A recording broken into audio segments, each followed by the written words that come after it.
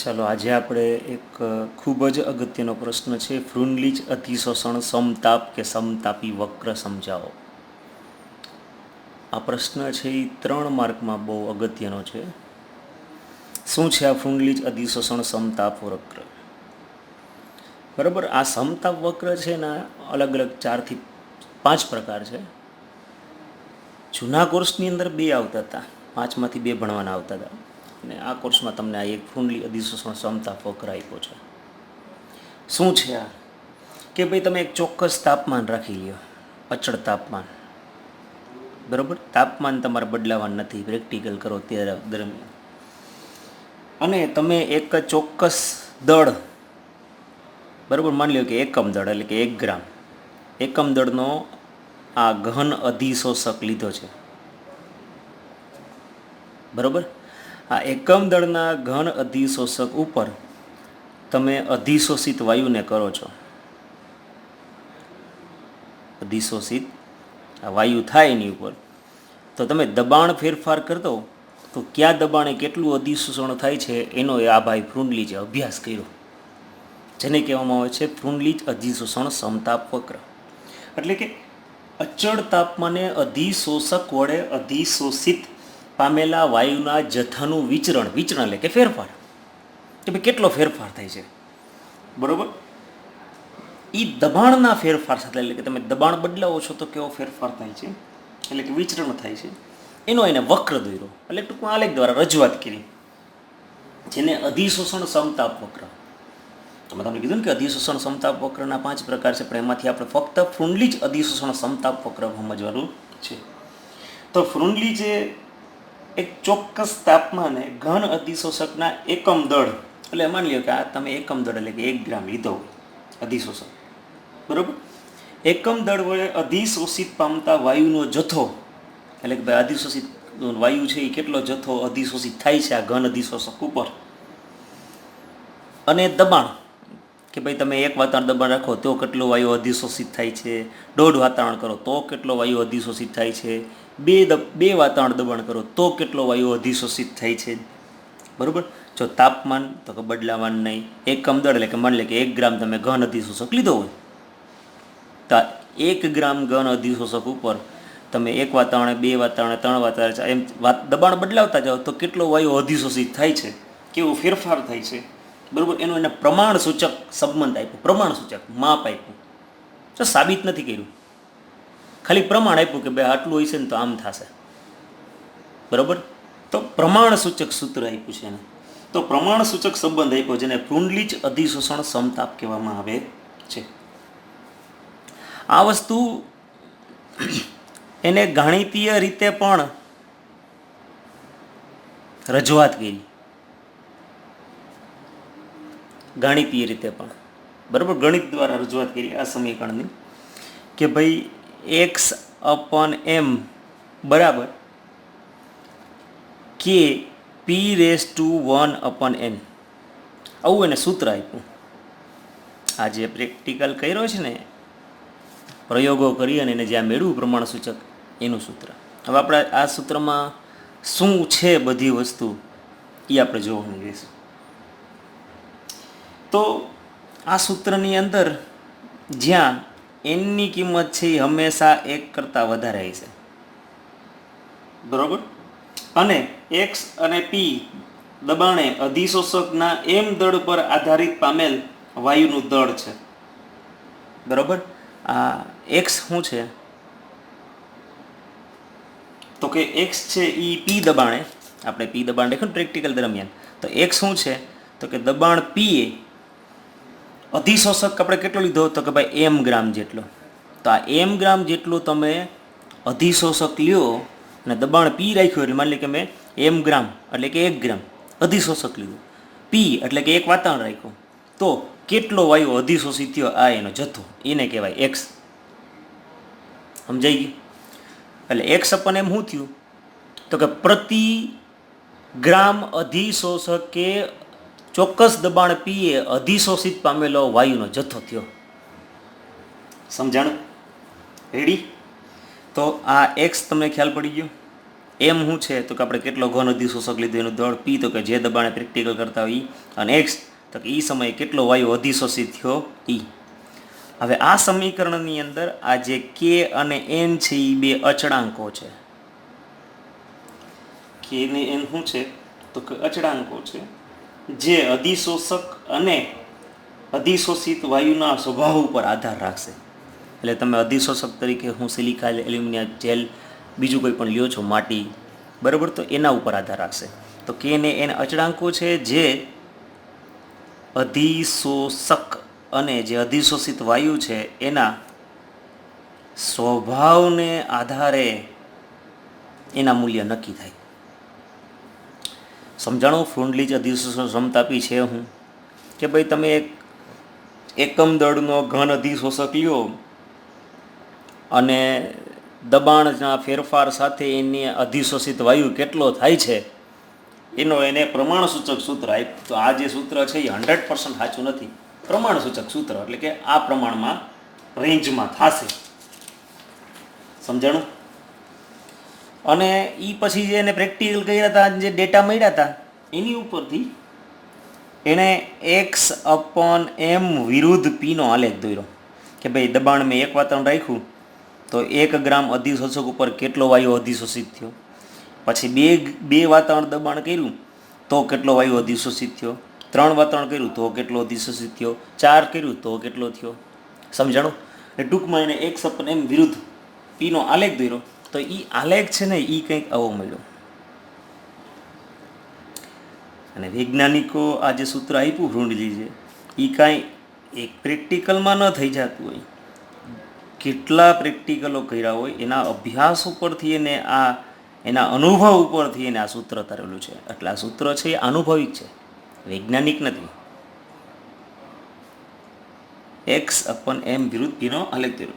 માની લે કે જે પહેલી વખત એને જ્યારે પ્રેક્ટિકલ કર્યો ત્યારે એને તાપમાન, જે અચળ તાપમાનની વાત કરવી છે એ અચળ તાપમાન એને માની લ્યો કે ભાઈ 273 કેલ્વિને 273 કેલ્વિને પ્રેક્ટિકલ કર્યો અને અલગ અલગ દબાણે એને x/mની વેલ્યુ મેળવી હોય તો એ જે આલેખ મળ્યો ને એ કંઈક આવો મળ્યો. આ ક્યારનો છે તો કે જ્યારે 273 કેલ્વિન તાપમાન રાખ્યું. વાતાવરણ કેટલું તો કે 1, 2, 3, 4 એમ જેટલા વાતાવરણ લીધું હોય પણ તાપમાન કેવું તો કે આ 273. આ જ વસ્તુ, આ જ પ્રેક્ટિકલ એને થોડુંક દબાણ છે, તાપમાન છે ઘટાડ્યું. 273 કેલ્વિનને બદલે એને 244 કેલ્વિન લીધું. સેમ પ્રેક્ટિકલ કર્યો પણ તાપમાન અલગ અલગ રાખ્યું. સેમ ઘન અધિશોષક, સેમ વાયુ પણ જે અધિશોષિત વાયુ એ પણ સરખો, બધું સરખું, પણ આખા પ્રેક્ટિકલ દરમિયાન તાપમાન એને કરી નાખ્યું 244 કેલ્વિન. આ જ પ્રેક્ટિકલ એને ત્રીજી વખત કર્યું, હજી તાપમાન ઘટાડ્યું અને 195 કેલ્વિન કર્યું. તો પ્રેક્ટિકલનો આપણે ડેટા જે મળે એ આલેખ છે એ કંઈક આવો મળે છે. આ 195 કેલ્વિન. તો આલેખ ઉપરથી તમને ખબર પડી જાય છે કે જેમ તાપમાનમાં ઘટાડો થાય છે, બરાબર, જો હું આ દબાણ ફિક્સ જ રાખું, આ દબાણ જ, બરાબર, તો આ જ દબાણે અહીંયા આટલો ડેટા છે, અહીંયા આટલો છે અને અહીંયા આટલો છે. સેમ એક જ દબાણની વાત કરું છું. માની લે કે 1 વાતાવરણ દબાણ રાખ્યું હોય તો 1 વાતાવરણ દબાણ જે લ્યો 273 કેલ્વિન તાપમાન, x/mની કિંમત ખાલી એટલી જ મળે છે, 244 એટલી, જ્યારે 195 એટલી. એટલે કે એકમ દળે અધિશોષિત પામતા વાયુનો જથ્થો છે એ વધારે છે. ક્યારે તો કે 195 કેલ્વિન તાપમાન. એ તો કાલે આપણે ભૌતિક અધિશોષણ જ ભણ્યા હતા. એની લાક્ષણિકતામાં જ એવું હતું કે તાપમાન છે જેમ ઘટશે એમ અધિશોષણની માત્રા વધશે. કારણ કે પ્રક્રિયા કેવી છે, ઉષ્માક્ષેપક પ્રક્રિયામાં જેમ તાપમાન ઘટે એમ ફાયદો થાય. લસ અટેનો સિદ્ધાંત છે આપણે 11th જ ભણી ગયા. સમજાણું? તો આપણને એ જે બધા સિદ્ધાંતો ભણ્યા હોય એનો વળી પાછું અહીંયા એપ્લાય કરતાં પણ આપણને આવડતું હોવું જોઈએ. તો આ x/m વિરુદ્ધ પીનો આલેખ છે, સંબંધ તમે જોઈ શકો છો. આ વક્ર તમે જોઈ શકો છો કે ચોક્કસ દબાણે તાપમાન, ચોક્કસ દબાણ એટલે કે આ ચોક્કસ દબાણે તાપમાનનો જેમ વધારો થાય છે એમ અધિશોષણમાં શું થાય છે, ઘટાડો. એટલે તાપમાનનો વધારો થયો એમ અધિશોષણ કેવું થઈ ગયું છે, ઘટી ગયું છે. તાપમાન 195 તો અધિશોષણ આટલું, તાપમાન 273 તો જોઈ લ્યો અધિશોષણ ઘટી ગયું. રેડી. વધુમાં આ વક્રો હંમેશા ઊંચા દબાણે સંતૃપ્તાએ પહોંચે છે. ઊંચા દબાણ મતલબ તમે દબાણ આપશો બરાબર, આ ઘન અધિશોષક હોય, જેમ દબાણ આવે તો દબાણને કારણે શું થશે, વધુને વાયુ ઘન અધિશોષક ઉપર અધિશોષિત પામી જાય. એટલે કે જે અધિશોષકની સપાટી ઉપર જેટલા છિદ્રો હોય છે એ લગભગ ઓલમોસ્ટ બધા જ છિદ્રોની અંદર છે એ અધિશોષિત વાયુ છે એ અધિશોષિત થઈ જશે. એટલે એને શું કહેવાય, સંતૃપ્તતા આવી કહેવાય. બરાબર. તો ઊંચા દબાણે શું આવશે તો કે સંતૃપ્તતા આવશે. સમજાઈ ગયું. આ જે છે એને ઘાતાંક સ્વરૂપ કહેવાય, ઘાતવાળું. બરાબર. આ જ સમીકરણને હવે આપણે લોગમાં રૂપાંતર કરવાનું છે. તો હવે લોગમાં રૂપાંતર કરીએ તો શું કરશું આપણે, સમીકરણ નંબર 1 છે એની બંને બાજુ લોગ લેતા.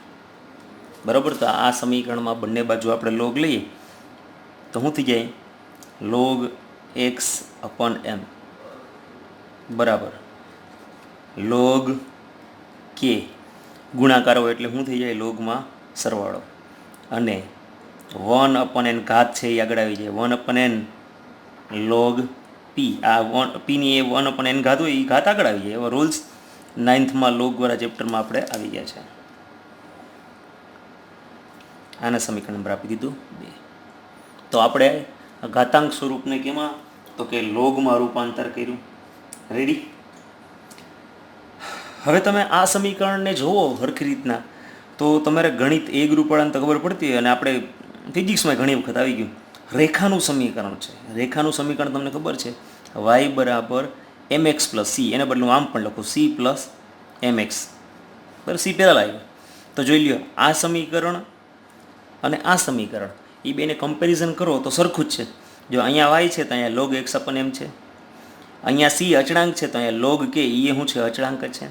આ mx તો અહીંયા જોઈ લ્યો 1/n એ અહીંયા m, એટલે કે જે 1/n છે એ શું છે, ઢાળ.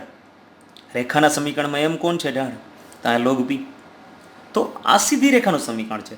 તો જો log x/m વિરુદ્ધ હું log p નો આલેખ દોરું તો હું કેવી રેખા મળશે તો કે સીધી રેખા, કારણ કે આ સીધી રેખાના સમીકરણ જેવું છે. તો અહીંયા કુંડલી સમતા વક્રની યથાર્થતા આપણે ખાતરી કરવી હોય તો log x/m વિરુદ્ધ log p નો આપણે આલેખ દોરવો પડે, કે આપણું આ સમીકરણ ખાચું કેટલા ટકા છે એ નક્કી કરવું હોય તો log x/m વિરુદ્ધ log p નો આપણે શું કરવો પડે તો કે આલેખ દોરવો પડે. તો એ આપણે એ પણ આલેખ દોરી લઈએ.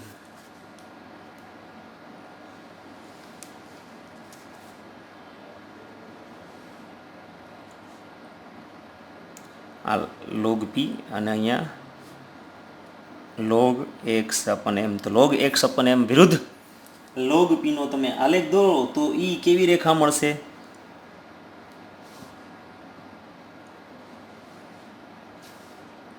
કેવી રેખા મળી, સીધી રેખા. અને આ સીધી રેખા મળે એટલે આ આલેખને હજી આપણે લંબાવતા જઈએ તો અહીંયા જે મળ્યું એ આંતરછેદ મળ્યું કહેવાય. આ શું મળ્યું કહેવાય, આંતરછેદ.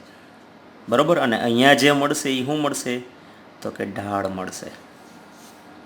તો આલેખ સીધી રેખા મળી એનો મતલબ એમ થયો કે આપણી કુંડલી જ સમીકરણ છે એ યથાર્થ એટલે કે સાચું છે. બરાબર.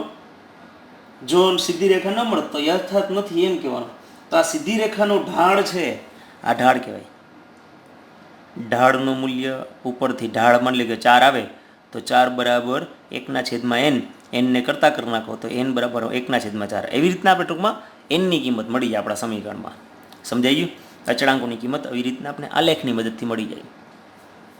તો ઢાળ ઉપરથી આપણને 1/n અને 1/n ઉપરથી n નું મૂલ્ય મળી જાય. અને આપણે જે આલેખ છે એને તમે લંબાવો તો y અક્ષ છે, આ y અક્ષ બરાબર, y અક્ષને ક્યાં છેદે છે આપણો આ આલેખ, બરાબર. એ જે મળશે મૂલ્ય આ આંતરછેદનું મૂલ્ય મળશે. અને આંતરછેદ એટલે કોણ તો કે આ log k. તો આ જે જવાબ આવે અહીંથી એટલે સુધી એ મળશે શું કહેવાય, log k. log k છે પછી એન્ટીલોગ લઈ લો એટલે log એન્ટીલોગ ઉડી જાય એટલે જવાબ કેનો આવી જાય, કેનો.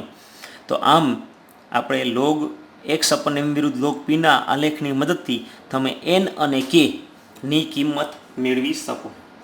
સમજાઈ ગયું. રેડી. તો આ ખૂબ જ અગત્યનો પ્રશ્ન. હવે આ ફ્રુન્ડલીજ અધિશોષણ સમતાપી છે એની મર્યાદા, કારણ કે આપણે કીધું ને કે ભાઈ આ જે છે એ પ્રાયોગિક પ્રમાણ સૂચક છે, હે, અને અનુભવ પરથી મેળવેલું સૂત્ર છે. આ કોઈ વૈજ્ઞાનિક સિદ્ધાંત ઉપર આધારિત સૂત્ર નથી. તો એની અનુભવ ઉપરથી હોય તો એ બધે લાગુ પડતું ન હોય, એટલે અમુક એની મર્યાદા છે. તો આપણે મર્યાદા પણ જોઈએ. તો પેલી મર્યાદા કે ફ્રુન્લીચ સમતાપી વક્ર એ અધિશોષણની આશરા પડતી, શબ્દ વાપર્યો છે આશરા, એટલે અંદાજિત આશરા પડતી વર્તણૂક સમજાવે છે. તે સચોટ વર્તણૂક સમજાવતું નથી. સમજાણું? કારણ કે અનુભવિક છે ને ભાઈ, કોઈ વૈજ્ઞાનિક સિદ્ધાંત ઉપર આધારિત આ સૂત્ર વૈજ્ઞાનિક સિદ્ધાંત ઉપર આધારિત નથી, અનુભવ ઉપરથી છે. એટલે શું કહેવાય એને? આશરા પડતી. શબ્દ એવો હોય, થોડોક અઘરો હોય, આશરા પડતી વર્તણૂક. એનો મતલબ સમજી ગયા ને? કે ભાઈ અંદાજિત બતાવે છે, સચોટ નથી. વૈજ્ઞાનિક સિદ્ધાંત ઉપર આધારિત હોય તો સચોટ હોય, બરાબર? આ સચોટ નથી. બીજી મર્યાદા કે 1/n નું મૂલ્ય છે 0 થી 1 ની વચ્ચે છે. આ એ મર્યાદા થઈ ગઈ, એનાથી સિવાયનું કોઈ મૂલ્ય સ્વીકાર્ય નહીં. તો 1/n નું મૂલ્ય શું છે? તો કે 0 થી 1 ની વચ્ચે, અને સંભાવિત વિસ્તાર કહ્યું ને તો 0.1 થી 0.15 ની જ વચ્ચે હોય.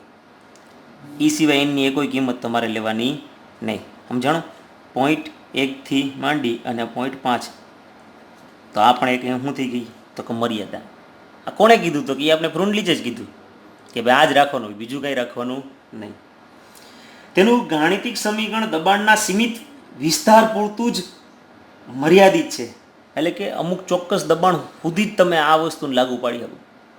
પછી દબાણના અમુક તમે દબાણ વધારી દો કે અમુક દબાણ કરતાં વધુ ઘટાડી દો તો આ સમીકરણ છે એને, આ સમીકરણ પ્રમાણે વાયુ છે અધિશોષિત પામતો નથી. એટલે કે દબાણના ચોક્કસ જથ્થા માટે જ તમે લાગુ પાડી શકો,